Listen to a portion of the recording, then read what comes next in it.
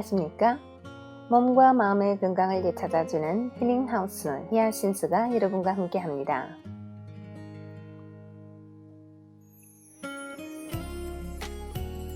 알아갈수록 빠져들어가는 복합활성효소의 매력입니다. 저희도 인체정화 프로그램에 참여하면서 그 생명의 현장에서 참 많은 감동적인 이야기들을 제 눈으로 보고 듣고 느끼면서 참 이 좋은 것을 세상에 알려야지 하고 마음먹은 사람이지만 오늘 나누게 되는 이 내용은 참말로 눈물 없이는 읽을 수 없는 그런 장면들이었습니다.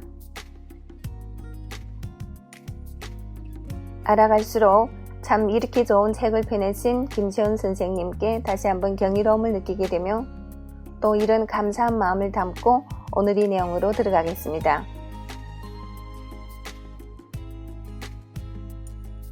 복합활성효소가 일으킨 기적. 내가 6남매의 막내로 태어났을 때 어머니는 노산으로 젖이 나오지 않았다고 한다. 나이가 많은 데다 가정 형편이 어려워 제대로 드시지 못했으니 더욱 그랬을 것이다. 어머니는 모유 대신 외가에서 번여온 백설기로 암죽을 끓여 나를 먹였다. 워낙 작게 태어난 데다 젖조차 얻어먹지 못했던 나는 어려서부터 약골로 자랐다. 신경까지 예민해서 늘 위장병을 달고 살았다. 이래봬도 국내에서 판매하는 위장약이라는 위장약은 다 먹어본 사람이다. 그런 탓에 한때 내 꿈은 한의사였다. 그래서 건강과 한의학 서적을 자주 들여다볼 기회가 종종 있었다. 대학에서 전자재료공학을 전공, 사회에 나와 전자제품 수출 업무를 담당하던 중 우연히 연이다 건강 관련 사업을 시작하게 되었다. 그리고 마침내 2000년 당시 경희제약이던 한국파빗의 식품사업부 일을 맡아서 하게 된다. 효소 사업을 하면서 효소의 우수성에 대해 누구보다 잘 알고 있었지만 대중화시키는 데는 문제가 있다는 것을 인정해야 했다. 효소는 제품의 특성상 3-4개월 이상 장복해야만 체질이 개선되는 효과가 나타난다. 하지만 그러기까지 기간이 너무 길었다. 특히 비만 치료에서 소비자는 끈질기지 못하기 때문에 이 문제를 반드시 해결해야 한다고 생각했다.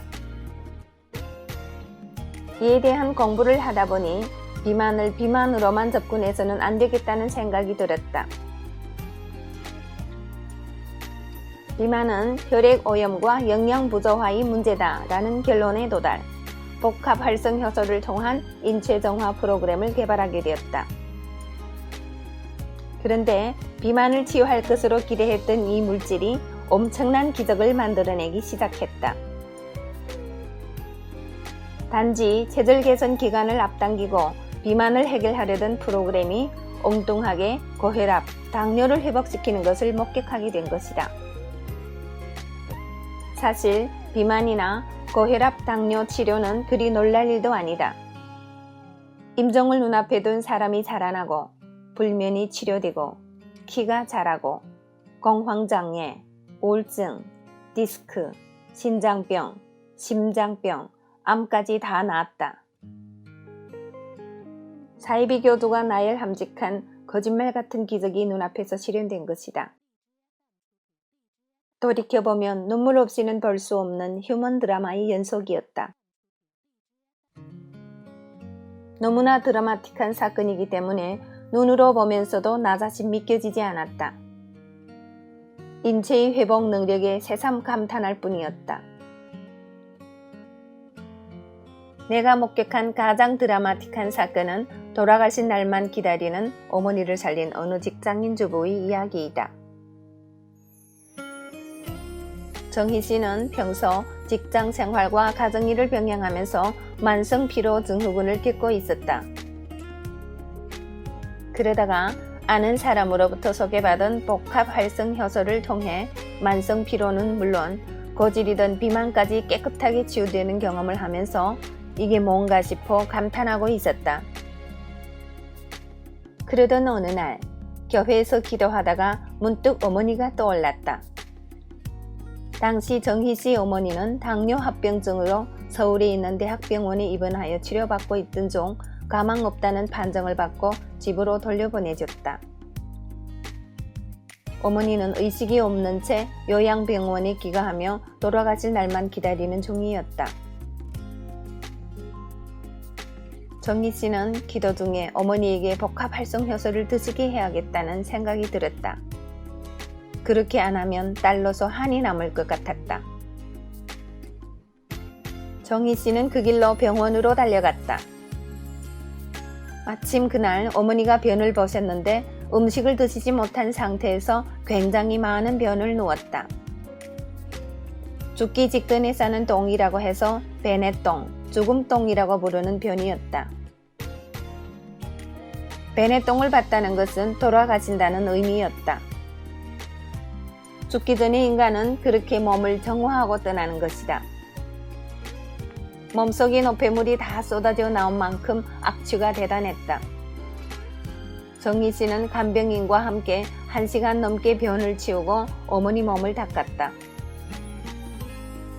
의식 없는 노인을 씻기려니 매우 힘이 들었는데 옷까지 다 갈아입힌 후 정희씨는 어머니 귀에 대고 소리쳤다. 엄마, 나 큰딸 정희인데 엄마가 먹으면 살아날 수 있는 약을 갖고 왔어. 이 약 먹고 살아난 사람 엄청 많아. 그러니까 엄마, 간병인이 주면 무조건 받아서 삼켜. 그렇게 울면서 정희씨는 알아듣지도 못하는 사람에게 혼자 소리를 질렀다. 복합활성효소를 물에 갠 후 어머니 입을 벌리고 억지로 떠 넣어 주었다. 그리고 간병인에게 당부했다. 나처럼 이렇게 해주세요. 수시로 미움 떠넣듯 먹이면 돼요. 특별히 잘 봐달라며 간병인에게 돈봉투를 건넸다. 그런 뒤 큰딸로서 동생들에게 그 사실을 알렸다. 무슨 일이 생기든 내가 책임질 테니 간병인이 하는 일을 막지 말아라. 이게 딸로서 마지막으로 해드리는 선물이다. 그렇게 조치를 취한 뒤 정희씨는 집으로 돌아왔고 다음날 아침 간병인과 통화를 했더니 어머니가 받아 먹더라는 것이다. 다시 열흘이 지난 후 정희씨는 병원을 찾았는데 너무나 놀라 뒤로 자빠질 뻔했다. 돌아가실 지경에까지 이르렀던 어머니의 의식이 생생하게 돌아와 있었다. 딸을 알아볼 뿐만 아니라 말도 했다. 정희씨는 너무나 감격스러워 어머니를 붙들고 울었다. 엄마, 이게 어떻게 된 거야? 어머니 이야기인즉 이랬다. 2년 전에 돌아가신 너희 수영 엄마가 와서 나를 붙들고 어디론가 데리고 가더라. 둘이서 벌판을 걸어가는데 옹달샘처럼 샘물이 나오는 곳이 있더라. 수양 엄마가 바가지로 물을 떠서 내게 주지 않겠니? 그것을 마시고 나서 앞을 바라보니 글쎄 벌판 저 멀리 쑥이 파랗게 자라고 있더라. 그래서 수양 엄마를 붙잡고 우리 같이 쑥 좀 뜯어갖고 가요. 했더니 수양 엄마가 그러더라. 쑥 뜯어갖고 갈 시간 없어요. 빨리 집으로 돌아가세요. 나는 다른 데로 가야 해요. 그래서 내가 집으로 돌아오려 하는데 눈이 떠지지 않겠니?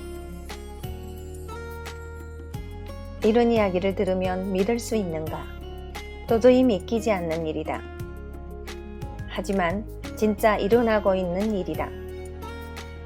이런 일들이 사방에서 벌어지니 내 마음은 더욱 조급해졌다. 이 기적을 한시라도 빨리 알려야겠다는 생각이 들었다. 미친 듯이 강의를 다녔다. 일반인 대상으로 많이 했지만 주로 약사들, 한의사들에게 중점적으로 알리게 되었다.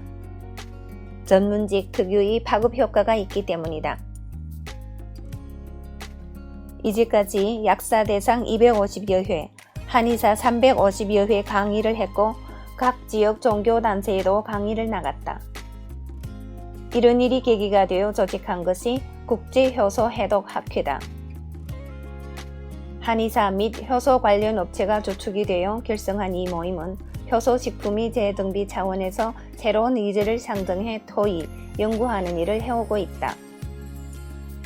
지난해부터 활동 범위를 넓혀 대한발효해독학회로 명칭을 개정, 발효식품의 제도화와 저변 확대에 다각도의 노력을 기울이고 있다. 여기 죽어가는 사람이 살아날 수 있는 방법이 있다. 그리고 그 방법을 내가 알고 있다. 또한 10만 명이 넘게 체험했다. 어떻게 사람들에게 이 일을 알리지 않을 수 있겠는가? 우리나라에만 당뇨 인구가 1천만 명이다. 아직도 갈 길이 멀다.